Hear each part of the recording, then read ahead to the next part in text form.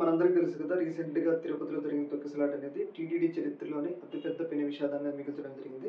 చరిత్రలో కూడా తిరుమల తిరుపతి దేవస్థానం చరిత్రలో కూడా ఎప్పుడూ కూడా తొక్కిసలాట జరిగి ఇంతమంది చనిపోవడం జరిగేది. అయితే ఈ యొక్క ఇష్యూ మీద టీటీడీ మీద తీవ్ర స్థాయిలో విమర్శలైతే వస్తున్నాయి. ముఖ్యంగా ప్రభుత్వం మీద కూడా. అంతమంది భక్తులొచ్చినా గానీ మినిమమ్ ఏర్పాట్లు చేయకపోవడం మీద టీటీడీ మీద తీవ్ర స్థాయిలో విమర్శలైతే వస్తున్నాయి. టీటీడీని ఎలా అయినా ప్రక్షాళన చేయాలని చెప్పేసి ప్రజలైతే కోరుకుంటున్నారు. ఈ సందర్భంగా పవన్ కళ్యాణ్ గారు ఈవోని అలాగే జేఈఓ అడిషనల్ ఈవోని కూడా మార్చాలని చెప్పేసి ఆయన ఇప్పటికే కొన్ని ప్రతిపాదనలు కూడా పెట్టడం జరిగింది. అయితే ఈ సందర్భంగా ఈ యొక్క ఇష్యూ అన్నిటి మీద టీటీడీ అత్యవసర సమావేశం అయితే నిర్వహించడం జరిగింది. ఎవరైతే బీఆర్ నాయుడు చైర్మన్ ఉన్నారు కదా!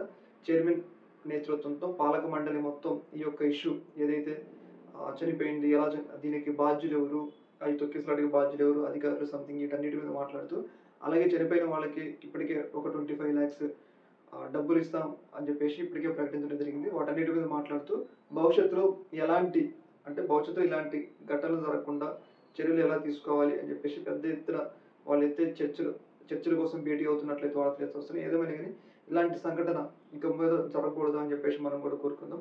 అందులో భాగంగానే వీళ్ళు ఇప్పుడు భేటీ అయ్యి వీటి మీద ఒక కీలకమైన నిర్ణయం తీసుకుంటారని చెప్పేసి మనకైతే వార్తలైతే వస్తా ఉన్నాయి. ఒక అత్యవసర భేటీ నిర్వహిస్తున్నారంటూ మనకైతే వార్తలు వస్తున్నాయి. ఈ యొక్క ఇష్యూ మీద మీ యొక్క అభిప్రాయం తెలియజేయండి. Okay madam. Thank you.